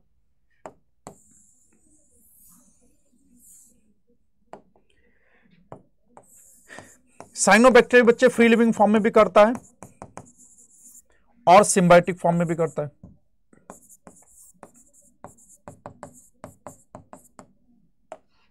जैसे एनाबिना, नॉस्टॉक,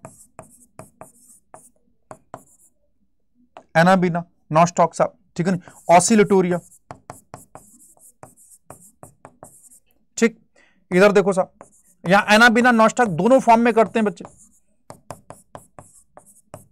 दोनों फॉर्म में नाइट्रोजन फिक्सेशन करते हैं। ऑसिलेटोरिया बच्चे पैडी फील्ड्स में खूब सारा यूज किया जाता है। पैडी मान लो धान की खेत में साहब,